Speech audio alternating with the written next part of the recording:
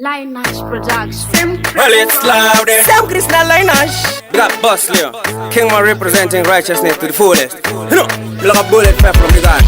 So me 5 feet. Bodies. And them talk and talk and talk and talk. Non-stop. Saka mure body. People skong, sisaka. Dirty one. Chingoma chakunaka. Daddy a bound chakaka. Kanoka wana nikita kisabuku pamucha pangu kadagundi misa indo teta. Hakuna nondi misa indo pecha. Uya utore mburombo keza. Kanoka wana nikita kisabuku pamucha pangu kadagundi misa indo teta. Hakuna nondi misa indo pecha. Uya utore mburombo keza. Chakaku kutakunge papo ndindiri kutonga danto. Muni keep on sipo majitongi wacho mudanto. Mavirambara isipo ndiri papa go slow no.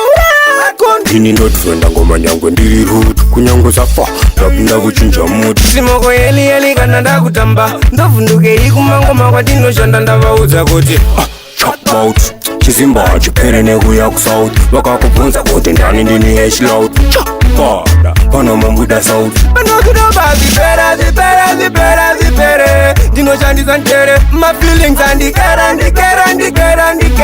rotototototo times 2 kanokaona ndekeita kisabuku pamucha pangu kadakundi misa indoteta hakuna nondi misa indopecha uya utore mburombokeza kanokaona ndekeita kisabuku pamucha pangu kadakundi misa indoteta hakuna nondi misa indopecha uya utore mburombokeza chono kundini ndiriku Barata maritim, diriko kanda ngoma hopo paiko paritim. Pane varku, nyanga za maritim. Varku zora benzi yesu tagarira ritim. Skange bondi, pekira kiritim. Chakata se tati ajiritim. Manu varku, kazira maritim. Musaka vendor not no parana maritim. Eka magen, would say you better than uno akdaki fiti fonera Bruno 1 off for jami media and kuno. Put in grass, touch koras no.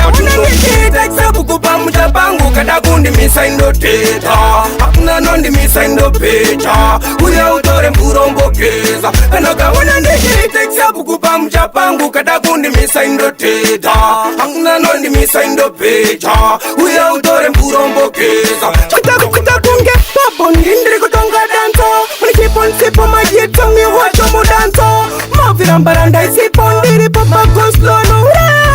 Ini ndotufenda ngoma nyangwe ndiri root kunyango safa rapinda kuchinja mood simoko yeli kana ndakutamba ndovunduke ikumangoma kwatino shanda ndavauza kuti chop out chizimba chipere nekuya kusouth vakakubvunza kuti ndani ndini heshlout pada pano mambuda south panokutoba zipere ndinoshandisa njere mafeelings andikere rototototo times 2 kanokaona ndichiita chisabuku pamucha pangu